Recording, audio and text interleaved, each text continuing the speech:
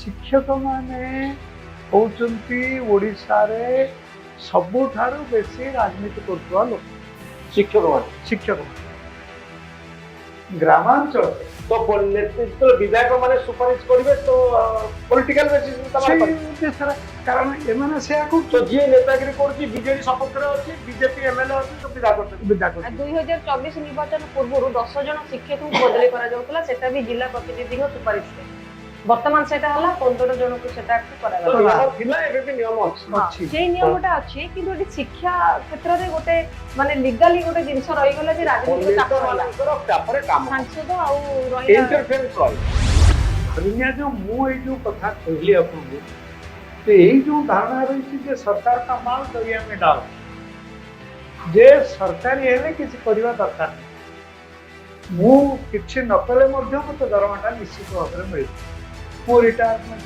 करिबी एवं तापर जेकी मते पेंशन मिलिबो सब किंतु मु काम करेबा न करे नहीं नहीं मुझे ये एकमत नुहे क्या सार जो पढ़ी मुझे मतलब पाठ पढ़ुली मार्च वाला दरमा बहुत कम था 25 टका 27 टका टीचर्स मान प्राइवेट स्कूल दरमा था किंतु से शिक्षक मैंने एति योग्यता भी नथिला किंतु दे आर वेरी सिंसियर पाठ पढ़ारे मु तो भावुँ मुझे पंचम और सप्तम पर्यंत जो ओडिया पढ़ी जो ये पढ़ी मत ग्रामर कौट दरकार पड़े ग्रामर आपण स्ट्रांग बहुत बहुत एबे विधायक माने सुपारिश करिवे शिक्षक मानकर बदली नहीं अर्थात शिक्षक बदली विधायक सुपारिश उपरे अनेक अंश निर्भर करिवो याको बहु प्रकार समालोचना करा जाउची जे विधायक मानकर दयारे जने शिक्षकर बदली हवा उचित की से चाहिले पॉलिटिकल इंटरफियरेंस बଳରେ शिक्षक बदली हवा उचित की बिजु जनता दल समय मध्य विधायक मानकर सुपारिश काम करुला एबे जा निष्पत्ति करा जायछि जे जणे विधायक 15 जन शिक्षकंकर बदली पाई सुपारिश करि परिबे अर्थात विधायक घर आगरे शिक्षक मानकर भिड़ जमिबो आउ सेमाने विधायक कहबे जे आमे आपनक लोक आपण हमकु ट्रांसफर करि दियौ तो मन इच्छा निज इच्छा अनुसार ट्रांसफर पाइबा पाई बदली पाइबा पाई विधायक होचंती वर्तमान सबुठारु बड़ सहायक रबाबू आपण को केमती देखुचंदी पूरा इशू को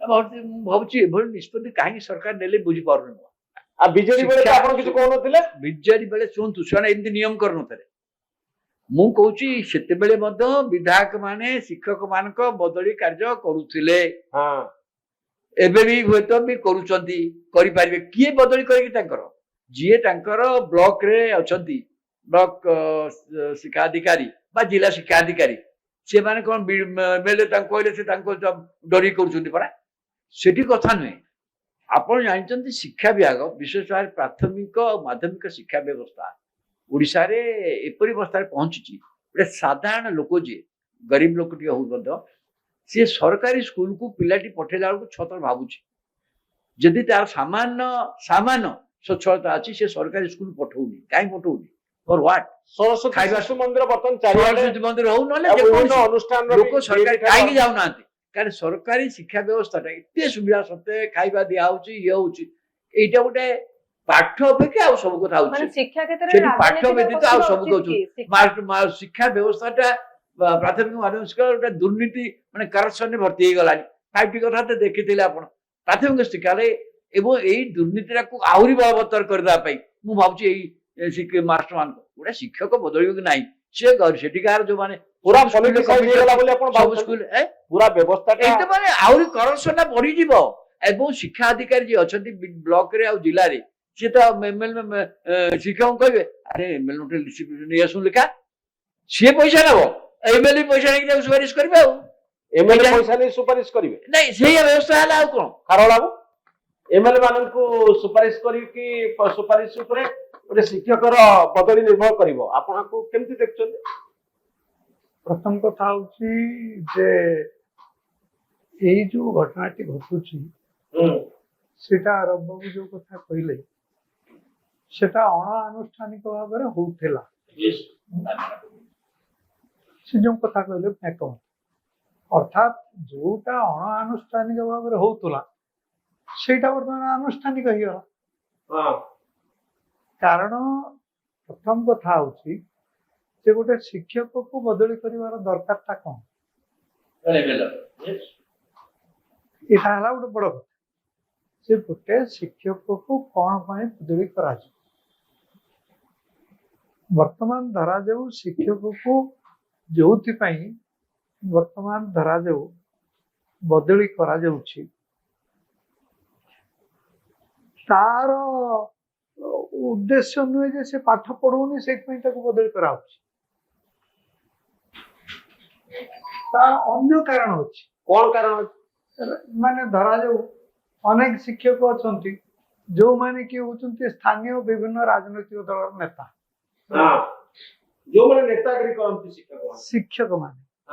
ଶିକ୍ଷକ ମାନେ ହଉଛନ୍ତି ଓଡିଶାରେ ସବୁଠାରୁ ବେଶୀ ରାଜନୀତି କରୁଥିବା ଲୋକ। ଶିକ୍ଷକ ମାନେ ଗ୍ରାମାଞ୍ଚଳରେ ତ ଯେତେବେଳେ ବିଧାୟକ ମାନେ ସୁପାରିଶ କରିବେ ତ ପଲିଟିକାଲ ବେସିସ୍ ସେଇ ଉଦ୍ଦେଶ୍ୟରେ, କାରଣ ଏମାନେ ସେୟା ତ କରୁଛନ୍ତି। ଯିଏ ନେତାଗିରି କରୁଛି ବିଜେଡି ସପକ୍ଷରେ ଅଛି, ବିଜେପି ଏମଏଲଏ ଅଛି ତ ବିଦା କରିଦେବେ।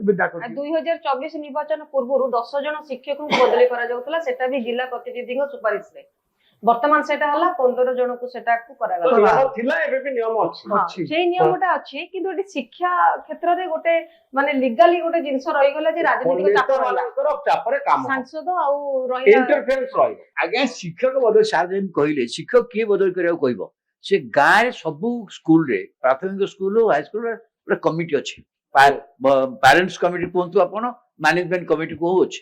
ସେମାନେ ଦେଖିଲେ ଯଦି କୋଉ ଶିକ୍ଷକ କାମ କରୁନାହିଁ, ସେମାନେ ତାହା କହିବେ, ତାକୁ କର୍ତ୍ତୃପକ୍ଷ ଶୁଣିବା ଉଚିତ। କାରଣ ସିଏ ଦେଖୁଛନ୍ତି ଶିକ୍ଷକଟା କାମ କରୁଛି ନା ନାହିଁ। ଅଭିଭାବକ ଦେଖୁଛନ୍ତି ପିଲାଙ୍କୁ ପାଠ ପଢୁଛି, ସେମାନେ କହିବେ ନା। ଆଉ ଏମଏଲଏ କଣ କହିବ? ଏମଏଲଏ କଣ ଜାଣିଛେ ପାଠ ପଢୁଛି ନା ନାଇଁ? ବା ଏମଏଲଏ ଶିକ୍ଷକ ସହିତ ସମ୍ପର୍କ କଣ ମତେ କହିଲେ? କଣ ମତେ ବୁଝାନ୍ତୁ। ଡେଭଲପମେଣ୍ଟ କାମରେ ସେ ବାଧା ଦେଲା? ମୁଁ ବର୍ତ୍ତମାନ ଏଇ ଗୋଟିଏ କଥା କହୁଛି ଯେ ସମ୍ପୂର୍ଣ୍ଣ ଭାବରେ ଦେଖାଯାଉ ଯେ ଶିକ୍ଷକ ମାନେ ସ୍କୁଲକୁ ଯେମିତି ଆସିବେ, ସେମାନେ ଯେମିତି ପାଠ ପଢିବେ। ବଦଳିଟା ବିଧାୟକ କରିବା ଉଚିତ କି ନୁହଁ? ବଦଳିଟା ବର୍ତ୍ତମାନ ଦେଖନ୍ତୁ, ମୁଁ ଭାବୁଛି ଯୋଉଟା କି ଆଗରୁ ଯେମିତି ମହତାବରେ କହିଥିଲେ ଯେ ଅନୀତିକୁ ଦୁର୍ନୀତିକୁ ନୀତି କରିଦେଲେ ବାସ୍ ସରିଗଲା। ଏଇଟା ପ୍ରାୟ ସେଇଭଳି କଥା ହେଇଛି। ଆପଣ ସମର୍ଥନ କରୁଛନ୍ତି ଯେ ବିଧାୟକଙ୍କ ହାତରେ ପାୱାର ରହିବା ଦରକାର, ଶିକ୍ଷକ ବଦଳି କାମ ତ? ନା ଶୁଣନ୍ତୁ, ପାୱାର ରହିବା ଉଚିତ କଣ? ନ ରହିଲେ ଉପାୟ ନାହିଁ। ସେମାନେ ତ କରୁଛନ୍ତି ଏଗୁଡା। ବର୍ତ୍ତମାନ ଯେତିକି ବଦଳି ହଉଛି ସେଟା ସେ ବିଧାୟକ ମାନେ କରୁଛନ୍ତି। ତ କାଗଜ ପତ୍ର ହେଇଯାଉ, କାଗଜ ପତ୍ର ହେଇଯାଉ। ମାନେ ଏଇଟା ହଉଛି ଗୋଟେ ଶିକ୍ଷା କ୍ଷେତ୍ରରେ ସମର୍ଥନ କରୁଛନ୍ତି। ମୁଁ ତାକୁ ବିରୋଧ କରୁନାହିଁ, ସମର୍ଥନ କରୁନି ବୋଲି ସେ ଶବ୍ଦଟା ମୁଁ କହିବିନି, କିନ୍ତୁ ମୁଁ ଏକୁ ବିରୋଧ କରୁନାହିଁ। କାରଣ ଯୋଉଟା ବାସ୍ତବରେ ଘଟୁଛି, କାହିଁକି ଆପଣ ବିରୋଧ କରୁନାହାନ୍ତି? ଶିକ୍ଷା କ୍ଷେତ୍ରରେ ଗୋଟେ ରାଜନୈତିକ କୋଟା ରହିବାଟା କଣ ଉଚିତ? ନା ରାଜନୈତିକ କୋଟା ନୁହେଁ, ସେ ତ ସେୟା କରୁଛନ୍ତି। ଶିକ୍ଷକ ମାନେ ଶୁଣନ୍ତୁ, ଶିକ୍ଷକ ମାନେ ସିନା ସେମିତି ଯାହା ହଉଛି କଣ ସେୟା ଚାଲିବା ଉଚିତ? କୋଉଟା ଯେ ବିଧାୟକ ମାନେ କରନ୍ତି, ଚାପ ପକାନ୍ତି ଟ୍ରାନ୍ସଫର ପାଇଁ, ଏବେ ଆଉ ଥରେ ସରକାରୀ କାଗଜ ପତ୍ରରେ ନିୟମ ଅନୁସାରେ ଚାପ ପକେଇବେ। ଏଇଟା କଣ ଆପଣ ଚାହାନ୍ତି ଯେ ଏମିତି ଚାଲୁ? ମୁଁ ଚାହୁଁଛି ସରକାର ଗୋଟେ ନୀତି କରନ୍ତୁ ଯେ ଗୋଟେ ଶିକ୍ଷକ ସେ ବ୍ଲକ ଭିତରେ ତାର ଅଛି ଯେ ବର୍ତ୍ତମାନ କେବଳ ବଦଳି ହେଇପାରିବ, କିନ୍ତୁ ଗୋଟେ ଶିକ୍ଷକ ଗୋଟେ ଜାଗାରେ 3 ବର୍ଷରୁ ଅଧିକ ରହିପାରିବ ନାହିଁ। 3 ବର୍ଷ ପରେ ସେ ଆପେ ଆପେ ବଦଳି ହେବ। ସେଥିପାଇଁ କିଛି ସୁପାରିଶ କରିବାର କିଛି ଆବଶ୍ୟକ ନାହିଁ।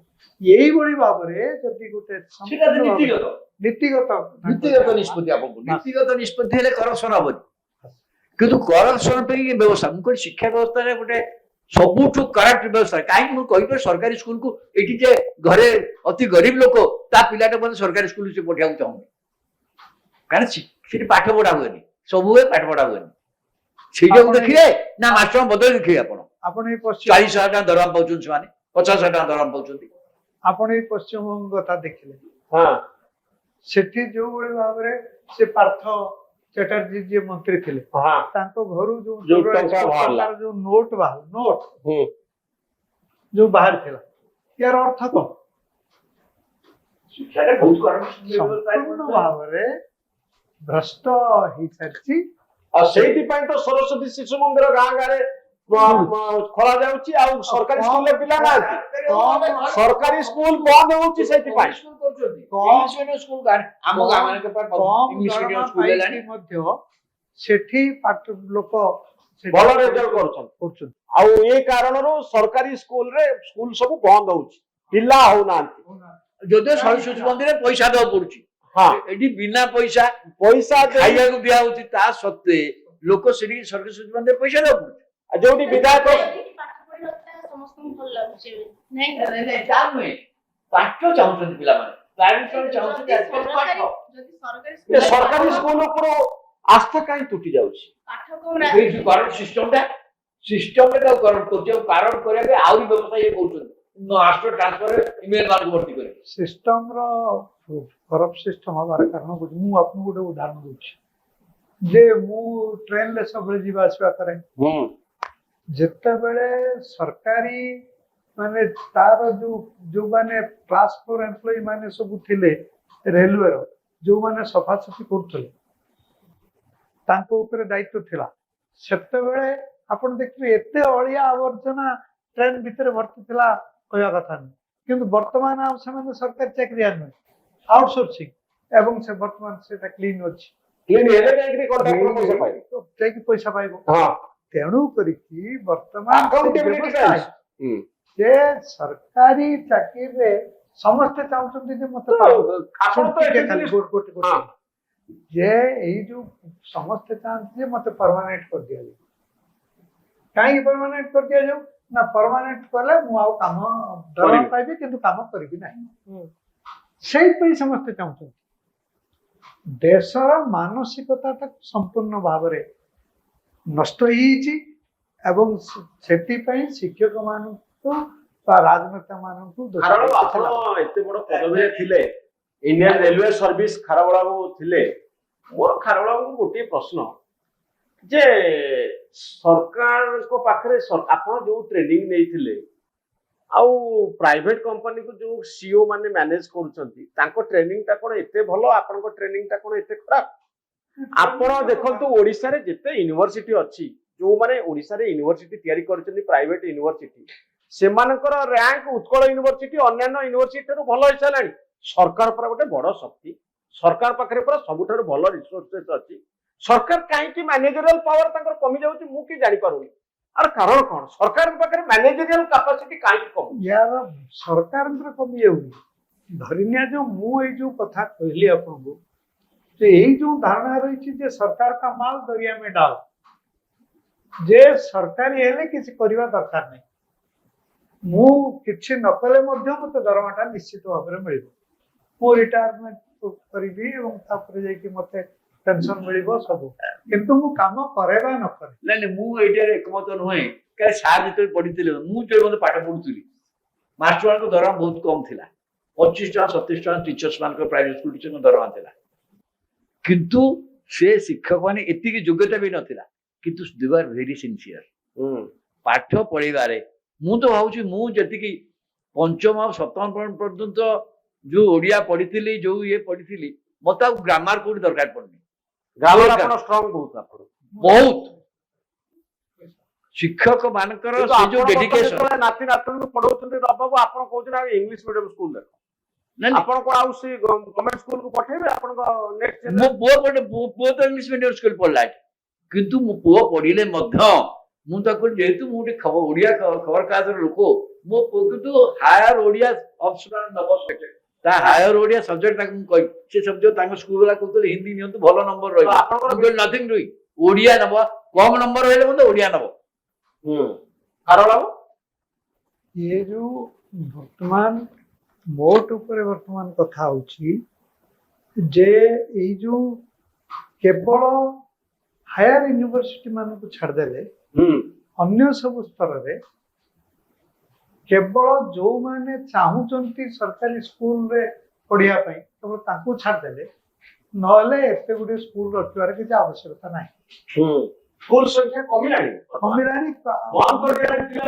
ସବୁ ଗାଁ ଗାଁରେ ବିଭିନ୍ନ ଅନୁଷ୍ଠାନ ତରଫରୁ ଇଂଲିଶ ମିଡିୟମ ସ୍କୁଲ ଆରମ୍ଭ ହେଲା। ଲୋକଙ୍କର ଧାରଣା ହଉଛି ଯେ ସରକାରୀ ସ୍କୁଲରେ ପାଠ ପଢା ହଉନି, ପାଠ ପଢିଲେ କିଛି ହବନି। କିଛି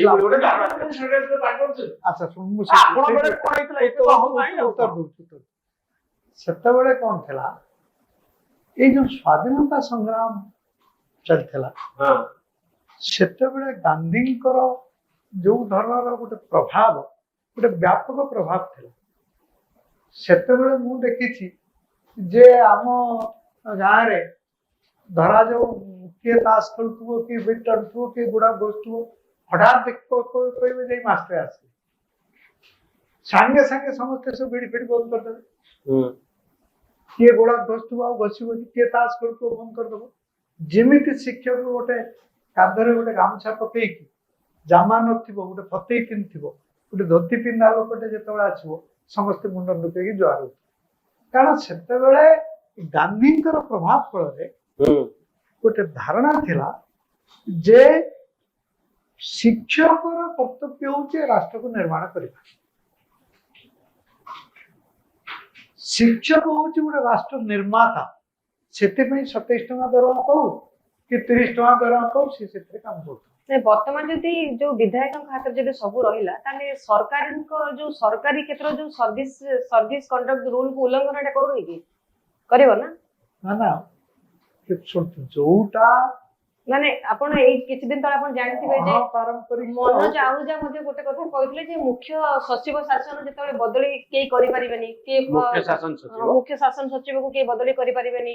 ଆଉ ତାଙ୍କର ଗୋଟେ କମ୍ପ୍ଲେନ ଥିଲା ଯେ ଏଟା ଭିତରେ ଗୋଟେ ପ୍ରେସର ପକାଯାଇକି ବଦଳି କରାଯାଉଛି।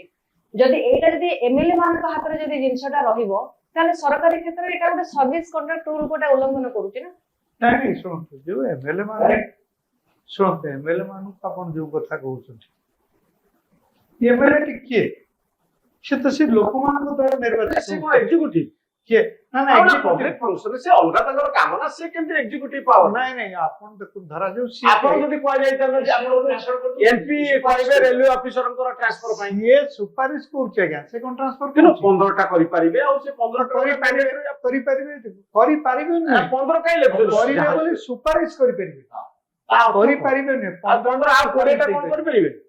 15 ଚେଷ୍ଟା କରିବେ, 100ଟା କରିପାରିବେ, ସବୁ କରିପାରିବେ। ଆହୁରି ଗୋଟେ 15ଟା ବୋଲି ଲେଖା ହେଇଛି କାଇଁ? ନାଇଁ, ମାନେ 15ଟା ସିଓର ସଟ୍। ଶିକ୍ଷକ ସଂଘ କହୁଛି 15ଟା ଯଥେଷ୍ଟ ନୁହଁ। ଶିକ୍ଷକ ସଂଘ ମଧ୍ୟ ଏକଥା ବି କହୁଛି ଯେ ଏଇ ଯୋଉ 15 ଜଣ ଶିକ୍ଷକ ପାଇଁ ଯୋଉ କରାଯାଉଛି ସେଟା ବି ଯଥେଷ୍ଟ ନୁହଁ। ଆହୁରି ଅଧିକ ସଂଖ୍ୟା ହବା ଆହୁରି ବଢେ, ପୁରା ଆହୁରି ବଢିଆ। ବିଧାୟକଙ୍କ ହାତରେ ଦାୟିତ୍ୱ ଦେଇଦିଅ, ସେମାନେ ଚଲାନ୍ତୁ, ଯିଏ ତାଙ୍କର ନିଜ କେବଳ ଲୋକ ପଲିଟିକ୍ସ ଯିଏ କରିପାରିବେ ସେମାନଙ୍କୁ ରଖନ୍ତୁ। ଲୋକମାନେ ସମସ୍ତେ ଯାଇକି ସରସ୍ୱତୀ ଶିଶୁ ମନ୍ଦିର ଆଉ ଇଂଲିଶ ମିଡିୟମ ପାଇଁ ସୁବିଧା ସୁଯୋଗ କେବଳ କରନ୍ତୁ। ଲୋକମାନେ ଯାଇକି ସବୁବେଳେ ଏମଏଲଏ କହୁଛନ୍ତି ଯେ ଏକୁ ବଦଳ, ଏକୁ ଟ୍ରାନ୍ସଫର କର, ଇଏ ନ ରହୁ, ଇଏ କାହିଁକି ଏଠି ରହିବ? ଏଇଥିପାଇଁ କଥା ହଉଛି। ହଁ, ସେ ପାୱାରଟା କଣ ତାହେଲେ? ଲୋକମାନଙ୍କ ଉପରେ ଶୁଣନ୍ତୁ, ଆପଣ ଏକୁ ଦୋଷ ଦଉଛନ୍ତି, ଲୋକମାନେ ଯିଏ ଯାଇକି ଯୋଉ ଚାପ ପକଉଛନ୍ତି ତାଙ୍କୁ ବଦଳାଅ, ସେ ବିଷୟରେ ମଧ୍ୟ ଚିନ୍ତା କରିବା ଉଚିତ। ହଁ, କିନ୍ତୁ ମ୍ୟାନେଜରିଆଲ କାପାସିଟି ଯୋଉ ଗଭର୍ଣ୍ଣମେଣ୍ଟ ଇନଷ୍ଟିଚ୍ୟୁସନ ର ଆମର ଗୋଟେ ବଡ କ୍ୱେଶ୍ଚିନ୍ ମାର୍କ ତିଆରି ହେଇଛି। 5,000 ଟଙ୍କାରୁ କମ ପାଉଥିବା, ଦକ୍ଷିଣା ପାଉଥିବା ସରସ୍ୱତୀ ଶିଶୁ ମନ୍ଦିରର ଶିକ୍ଷକ ମାନେ ଯୋଉ ପ୍ରକାର କମାଲ କରୁଛନ୍ତି, ଯୋଉ ଢଙ୍ଗରେ ଭଲ ରେଜଲ୍ଟ କରୁଛନ୍ତି, ଆମେ ଆମର ସରକାରୀ ଶିକ୍ଷକ ମାନଙ୍କୁ ସେଇ ଢଙ୍ଗରେ ଆଲୋଚନା କରି ଆଉ ବହୁତ ଭଲ ଶିକ୍ଷକ ଅଛନ୍ତି ସରକାରୀ ସ୍କୁଲରେ, ଯୋଉମାନେ ବ୍ୟବସ୍ଥାଟାକୁ ଏମିତି କରିଦଉଛି ଯୋଉଥି ଫଳରେ ସେମାନଙ୍କର ଏଫିସିଏନ୍ସି ସରକାରୀ ସ୍କୁଲର ଶିକ୍ଷକ ମାନେ ବେଟର କ୍ୱାଲିଫାଏଡ, ବେଟର ଟ୍ରେନ୍, କିନ୍ତୁ ତା ସତ୍ତ୍ୱେ ତାଙ୍କର ବ୍ୟବସାୟ ଘର କରୁଛି। ସେ ତାକୁ ଯିବାକୁ ପଡିବ ଏମଏଲଏ ପାଖକୁ ଖାଇବାକୁ ଦେବେ, କରିବେ, ପ୍ରତିଦିନ ସର୍ଭେ କରିବେ, ଆମକୁ ରିପୋର୍ଟ ଆଣ, ତାକୁ ସରସ୍ୱତୀ ମନ୍ଦିରକୁ ରିପୋର୍ଟ ମାଗୁଛି କି? ବ୍ରିଲିଆଣ୍ଟ ମାଇଣ୍ଡକୁ ଆମେ ନଷ୍ଟ କରୁଛେ ଆ ଦ୍ୱାରା। ଜଣେ ସ୍ୱାଭିମାନୀ ପିଲା ଯିଏ ସରକାରଙ୍କ ପାଖରେ ଶିକ୍ଷକ ପାଖରେ ଠିଆ ହେବା ପାଇଁ ମୋର ଟ୍ରାନ୍ସଫର ଦରକାର, ମୁଁ ଏମଏଲଏ ପାଖକୁ ଯିବି, ତା ପରଦିନ ଏମଏଲଏ କହିବେ ମୁଁ ଯାହା କହିବି ସେ କରିବ, ତମେ ମୋ ପାଇଁ ଭୋଟ ଆଣିଲେ ମୁଁ ତମ ପାଇଁ ସୁପାରିଶ କରିବି। ମୋ ପାଇଁ ଯଦି କାମ କରିବ, ଏକ୍ଜାକ୍ଟଲି ମୁଁ ଗୋଟେ କଥା ଭୁଲ ବ୍ୟବସାୟଟା ଭୁଲ ପଡେ। ମୁଁ ଗୋଟେ କଥା କହୁଛି, କଣ ଆପଣ କରପ୍ସନକୁ ପ୍ରଶ୍ରୟ ଦଉଛନ୍ତି। ଆପଣ କଣ ଶିକ୍ଷକ କହିଦଉଛନ୍ତି ବୋଲି ଲୋକ ଭୋଟ ଦେଇ ଦଉଛନ୍ତି?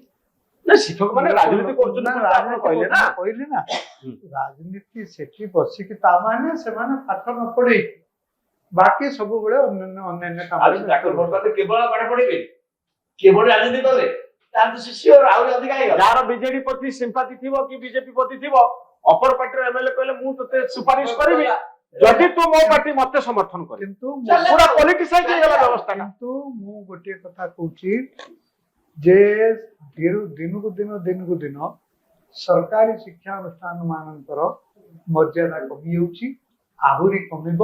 ଏବଂ ୟା ଭଲ ନୁହେଁ ଦେଶ ପାଇଁ ଏବଂ Not good for the nation. ଆହୁରି ଗୋଟେ ସମୟ ଆସିବ ନାଇଁ ନାଇଁ କାହିଁକି ନୁହେଁ କାହିଁକି ମୁଁ ଭାବୁଛି ସରକାର ପାଠ ପଢେଇବେ କଣ ପାଇଁ ପାଠ ପଢିବେ ପିଲା ଲୋକଙ୍କର ଯୋଉଠି ଇଚ୍ଛା ସେ ତାଙ୍କ ପିଲାକୁ ପଢାନ୍ତୁ ବିଶ୍ୱର ଗୋଟେ ଯେକୌଣସି ସମୟ ଥିଲା। ସମୃଦ୍ଧ ଦେଶରେ ମଧ୍ୟ ପ୍ରାଥମିକ ସ୍କୁଲ ଶିକ୍ଷା ଆଉ ପ୍ରାଇମେରୀ ହେଲ୍ଥ ଏ ସବୁବେଳେ ସରକାର ନାଇଁ ନେବେ। ଆମେରିକା ଭଳି ରାଷ୍ଟ୍ର Primary health କାନାଡା ଭଳି ରାଷ୍ଟ୍ରରେ ନାଇଁ। ପବ୍ଲିକ ସ୍କୁଲ ଗୁଡିକ ବହୁତ ଷ୍ଟ୍ରଙ୍ଗ। ନାଇଁ ନାଇଁ ନାଇଁ ସେମିତି ନୁହେଁ ପୃଥିବୀର ସବୁଠି। କୌଣସି ନା। ଜାଗାରେ ନାହିଁ ପ୍ରାଇଭେଟ ସ୍କୁଲ କୌଣସି ଠାରୁ ଜାଗାରେ ପବ୍ଲିକ ସ୍କୁଲ ଆମେରିକାରେ ସବୁ। ବହୁତ ଷ୍ଟ୍ରଙ୍ଗ ତାଙ୍କ ବ୍ୟବସ୍ଥା Yes. ଏମିତି ନୁହେଁ ଯେ ଭାରତ ଭଳିଆ ପ୍ରାଇଭେଟ କେବଳ- ସରକାରୀ ସ୍କୁଲ କୁ କେହି ଯାଆନ୍ତିନି ଏମିତି ନୁହେଁ। ନା, କେବଳ- ଆଉ ସେଇଟା ଆମେରିକା ଆଉ କାନାଡାର ନାଇଁ ବ୍ୟବସ୍ଥା ନାଇଁ ଆପଣ ଖାଲି କେବଳ What about ଚାଇନା ଚାଇନା ଏତେ ଭଲ କରୁଛି ପବ୍ଲିକ ସ୍କୁଲ ସିଷ୍ଟମ ସବୁଠି ଭଲ ଚାଇନା ଭଲ କଥା ଅଲଗା କାରଣ one party What is about ଆପଣ କୋରିଆ ଆମେରିକା ଦେଖୁନାହାନ୍ତି। କୋରିଆ କଣ? ଆପଣ କାନାଡା ଯାଉନାହାନ୍ତି ଜାପାନ କଣ? ୟୁରୋପ ଯାଉନାହାନ୍ତି ପବ୍ଲିକ ସ୍କୁଲ ସରକାରୀ ସ୍କୁଲ ସବୁବେଳେ ଭଲ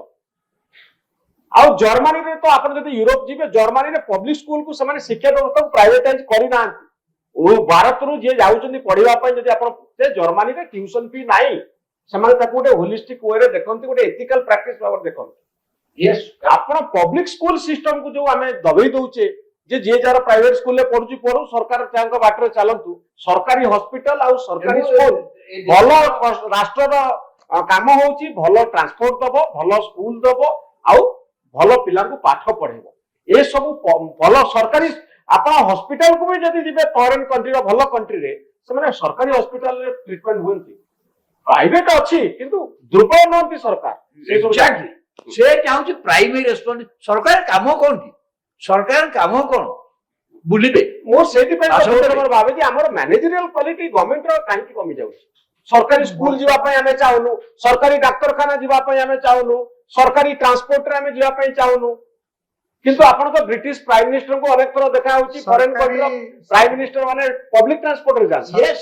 Public transport. ସରକାରୀ ଡାକ୍ତରଖାନାକୁ ଯାଉ ଆପଣ ଯାଆନ୍ତୁ ଏମ୍ସ ରେ ଦେଖିବେ କି ଭିଡ ସେଟା ତ ସରକାର ନା ତା ବାକି ଗୁଡା ଏସସିବି ମେଡିକାଲ କଲେଜ କୁ ଯାଆନ୍ତୁ ଦେଖିବେ କି ଭିଡ ଆପଣ ଗୋଟେ ଗୋଟେ ଏକ୍ସେପସନ ତିଆରି ମୁଁ କରିବେନି ନା ନିଜେ ଫିଜିଓଥେରାପି କରୁଛି ଆଜି କରିନି ମୁଁ ଯାଉଛି ମୁଁ ସେଠିକି ଯାଉଛି କିନ୍ତୁ ଏମ୍ସ ପାଇଁ ତ ଲୋକଙ୍କର ଆଜ୍ଞା ସେତିକି ବ୍ୟବସ୍ଥା କଣ ନା। ଅଛି ମୁଁ 6 ନମ୍ବରକୁ ଯାଉଛି ନାଇଁ ଆପଣ ସେଣ୍ଟ୍ରାଲ ସ୍କୁଲ କୁ ଯାଉନାହାନ୍ତି କେତେ ବାଡିଆ ପିଟା ଚାଲିଛି ଆଡମିସନ ପାଇଁ ବାସ୍ କିନ୍ତୁ ଆପଣ ଆଇସୋଲେଟେଡ ସବୁ ଜିନିଷଟା ସରକାରଙ୍କ ଆମେ ଟ୍ୟାକ୍ସ ଦଉଛୁ ନା ତାମାନେ କଣ ରାଜ୍ୟ ସରକାର ଚଲାଉଥିବା ସଂସ୍ଥା ଗୁଡ଼ିକ ସବୁ ଦୁର୍ବଳ ହେବେ ସେଠିକି ଆମେ ଯିବୁ ଯୋଉଠି ଏମ୍ସ ରେ ଯୋଉଠି ପେସେଣ୍ଟ ମାନେ ଯାଉଛନ୍ତି ସେମାନେ କେତେ ଲମ୍ବା ଲାଇନ କରିବାକୁ ପଡୁଛି ତାଙ୍କୁ ଟିକେଟ କରିବା ପାଇଁ କେତେ ରାତିରେ ଲାଇନ ନିଦ୍ରା ହେବାକୁ ପଡୁଛି ଯଦି ଗୋଟିଏ ହସ୍ପିଟାଲ ନ ହେଇକି ଯଦି ବହୁତ ସାରା ହସ୍ପିଟାଲ ସେ facility Indian institute of management IIT ରେ ପଢିବା ପାଇଁ କେତେ ଭିଡ ହଉଛି ବାସ୍ କିନ୍ତୁ ତା ମାନେ ନୁହଁ ଯେ ଆମର ଯିଏ କଲେଜ ଅଛି ତାର ରାଙ୍କ ଖସିଯିବ ସରକାରୀ କଲେଜ ଜମା ପଢା ହବନି ଏମିତି କଣ କଥା ସରକାର ସରକାର ଗୋଟେ ସାମଗ୍ରିକ ହୋଲିଷ୍ଟିକ ଡେଭଲପମେଣ୍ଟ ହବ ନା ନାଇଁ ସରକାର କଣ ଏସବୁ ଦେଖିପାରୁନାହାନ୍ତି ଯେମିତି ଆମେ କହୁଛୁ ରାଜନୀତିର ଛକା ପଞ୍ଝାରେ ପାଠ କମ ରାଜନୀତି ବେଶୀ ହଉଛି ଏଥିରେ ବ୍ରିଲିଆଣ୍ଟ ଆପଣ ଯେମିତି କହୁଥିଲେ ସରକାରୀ ସ୍କୁଲରେ ବ୍ରିଲିଆଣ୍ଟ ଟିଚର ବି ଅଛନ୍ତି ପିଲା ବି ଭଲ ଅଛନ୍ତି ବ୍ରିଲିଆଣ୍ଟ ଟିଚର ଅଛନ୍ତି ସରକାରୀ ସ୍କୁଲରେ ୱେଲ ଟ୍ରେନ ଟିଚର ଅଛନ୍ତି କିନ୍ତୁ ବ୍ୟବସ୍ଥାଗତ ତ୍ରୁଟି ରହୁଛି ସରକାର ଏଇ ୟାର କିଛି କାହିଁକି କିଛି ବ୍ରିଲିଆଣ୍ଟ ଟିଚର ଥିଲେ ବି ସେମାନେ ବେଶୀ ଆକ୍ଟିଭ ରହୁନାହାନ୍ତି କାହିଁକି ତାର ସେମାନଙ୍କୁ system ମାଷ୍ଟର ଦରମା ଭଲ ମିଳିଯାଉଛି କିଛି କିଛି ଭଲ ଟିଚର ହେଲେ ଆଉ କିଛି ଠକଉଛନ୍ତି ଟିଚର ମାନେ ସେଇଥିପାଇଁ ନା ପିଲା ଶିକ୍ଷକ କେବେ ଠକିବେ ଆମର ମ୍ୟାନେଜରିଆଲ ସିଷ୍ଟମ ୱିକ୍ ଏମ୍ସ ର ଡକ୍ଟର କଣ ଠକୁଛନ୍ତି ବୋଲି ଆମେ କହିପାରିବା ସିଏ ତ ଗୋଟେ ବ୍ୟବସ୍ଥା ଏତେ ଲୋକ ଯାଉଛନ୍ତି କେମିତି ସେଠି କିଛି ନାହିଁ ପ୍ରାଇଭେଟ ପ୍ରାକ୍ଟିସ ନାହିଁ ସିଷ୍ଟମ ଡ୍ରିଭିନ୍ ସେଣ୍ଟ୍ରାଲ ସ୍କୁଲରେ ପିଲାଙ୍କୁ ଆଡମିସନ କରିବା ପାଇଁ ଏମପିଙ୍କର ସୁପାରିଶ ଦରକାର ହଉଥିଲା ଏବେ ଏମପି କୋଟା ଉଠିଗଲାଣି ଆପଣ ଗଲେ ଦେଖିଲେ କେତେ ଲୋକ ଚାହୁଁଛନ୍ତି ଆମ ପିଲା ଟିକେ ସେଣ୍ଟ୍ରାଲ ସ୍କୁଲରେ ପଢୁ ଆଗରୁ ବି କୋଟା କେତେ ଦିଟା ହଁ ଦିଟା ତେଣୁ ଏତେ ଦାବି ହୁଏ ମାନେ ବର୍ତ୍ତମାନ ଆପଣ ଦେଖନ୍ତୁ ଆମର ଯୋଉ ଲୋକାଲାଇଜ ବ୍ୟବସ୍ଥାରେ ଟୋଟାଲ ଲଟେରୀ ହଉଛୁ ହଁ ସବୁ ଆପଣ ଦେଖନ୍ତୁ ଅରବିନ୍ଦ କେଜରିୱାଲ ସେଇଥିପାଇଁ ଦିଲ୍ଲୀରେ ପବ୍ଲିକ ସ୍କୁଲ ସିଷ୍ଟମକୁ ଭଲ କରିବା ପାଇଁ ମହଲା କ୍ଲିନିକ କରିବା ପାଇଁ କହିଥିଲେ ଯୋଉଟା ସକ୍ସେସଫୁଲ ହେଲା ପରବର୍ତ୍ତୀ ସମୟରେ ସେଇ ମଡେଲ ଘର ଗୁଡା ଭଲ କରିଦେଲା ବୋଲି ଯେ ଆମେ ପଇସା ଆପଣ ଖାରବେଳ ମୁଁ ଖାଲି ଏତିକିରେ ଏଣ୍ଡ କରିବି ଯେ ଆମେ ସବୁ କେମିତି ଡବଲ ଟାକ୍ସେସନ ରବାକୁ ଦଉଛୁ ପାଣି ପାଇଁକି ଆମେ ଟ୍ୟାକ୍ସ ଦବୁ ତାପରେ ବୋତଲ କିଣିକିରି ପିଇବୁ ଆମେ ସିକ୍ୟୁରିଟି ଗାର୍ଡ ରଖିବୁ କିନ୍ତୁ ପୋଲିସକୁ ପଇସା ଦବୁ ଆମ ପଇସାରେ ସିକ୍ୟୁରିଟି ବ୍ୟବସ୍ଥା ସରକାରଙ୍କୁ ଦବୁ ପାଠ ପଢିବା ପାଇଁ ଏଜୁକେସନ ସେସ୍ ଦବୁ ତାପରେ ପ୍ରାଇଭେଟ ସ୍କୁଲରେ ପୁଣି ଡବଲ ଟାକ୍ସେସନ ଦେଇ ଆମ ପିଲାକୁ ପାଠ ପଢେଇବୁ କାରଣ ସରକାରୀ ସ୍କୁଲରେ ଭଲ ପାଠ ପଢା ହଉନି ଆମେ ସବୁ ଡବଲ ଟାକ୍ସେସନରେ ବିଶ୍ୱାସ जदि पुलिस मोर दायित्व नहीं मोर टिकस पैसा रे अछि मु पुणी कहीं सिक्यूरिटी गार्ड रखु ସେ କଥା କଥା ସରକାର ଯୋଉ କହୁଛନ୍ତି ବର୍ଷା ହେବାକୁ ଯାଉଛି ତାଙ୍କ ପ୍ରାୟୋରିଟି ଫିକ୍ସ କରିବା ଉଚିତ what should be our priority ଆମ ପ୍ରାୟୋରିଟି ଆପଣ ଯେମିତି କହିଲେ what should be our priority this are the priority हां ସେଇଟା ସରକାର ସ୍ଥିର କରିବେ କି हां ତେଣୁ ये जो टीचर बदली नुहे मोर कहया कथा होची एजुकेशन टाको राजनीति ठाରୁ ऊर्ध्वକୁ नै जान एग्जैक्ट आपण ताकू नेताଙ୍କ हाथ रे छाडु व्यवस्था हाथ रे छाडु गोटे व्यवस्था रहू आपण जेतबळे सरकारी स्कूल को बंद करूचंदी गां रे सेतिकी बळे एमएलए को हाथ रे टेकी दउचंती जे ताकर पॉलिटिकल इंटरेस्ट रहइबो अमुक जगह रे मो लोक नांती मु ताकू ट्रांसफर कर देबी तो ये सब पॉलिटिक्स आगे करप्शन ही हबो आई टेल यू लिखि दउची ओके ମୁଁ ଖାଲି ଶେଷରେ ଗୋଟେ କଥା କହୁଛି ଇଏ ସବୁ ନିର୍ଭର କରୁଛି ଲୋକଙ୍କ ଉପରେ ଲୋକମାନେ ଯଦି କହିବେ ଯେ ହଁ ଭଲ ଏଇଟା କରାଯାଉ ତାହେଲେ ଯାଇକି ହବ ନହେଲେ କିଛି ହବ ନାହିଁ ତ ଆପଣ ଖାଲି ସମସ୍ତଙ୍କୁ ରାଜନୈତିକ ନେତାମାନେ ସେମାନେ ଲୋକଙ୍କ ଦ୍ୱାରା ପ୍ରଭାବିତ ସେଇଥିପାଇଁ ସେଟା ओके लास्ट हां हां आउ रबाब नहीं हमें एंड करिया पे जाउचे मोर कहली कहबार कथा होची जे ए जो बीजेडी सरकार जहा करथिले बीजेपी सरकार सेया कले आउ सेतिकी बेले कले जेतबळे एजुकेशन को नै बड़ प्रश्नवाची वर्तमान सुधा लोकଙ୍କ भितरे अछि बेले बेले मो मुंड भितरु गोटे कथा आसे आपण सेतरे एकमत हेबे कि नाही जदि आगामी 10 वर्ष पई आपण केवल एजुकेशन रे इन्वेस्ट करिवे ओडिसा रो दारिद्र्य होय तो 10 वर्ष परे हटि आपण जदि गोटे विकसित माइंड तयारी करिवे ओडिसा रे आ दारिद्र्य पई कि आपण को परिश्रम करियो पड़िबोनी आ सुभद्रा योजना रे आपण को टंका खर्च करियो पड़िबोनी आपण भलो मैनपावर तयारी करन भलो ह्यूमन रिसोर्स तयारी करन जो माने बाजार अर्थनीति रे कम्पीट करि पारे मो सांबादिक दिवस रे मो जति जेतिकी मो लेखे मो एटा सब बेले कहि आछि सब सरकार पे प्रथम first priority should be education nothing else education भलो राज्य केमति करिवे आपण एवं विश्वर जो देश आगु जाइछन समृद्ध होइछन्ती से शिक्षा जो होइछन्ती स्किल जो होइछन्ती एवं हमर एटी सब दो प्रायोरिटी हम नाउ पोलो कर देले फ्लाईओवर कर देले सेते विकास सेटा हबो किंतु प्रथम आवश्यकता होची शिक्षा जदि विकसित माइंड तयारी हुई पाठ रिसर्च ओडिसा तयारी हो ताले इनोवेशन हबो बहुत धन्यवाद आज कार्यक्रम में भाग लेथिबार बहुत धन्यवाद।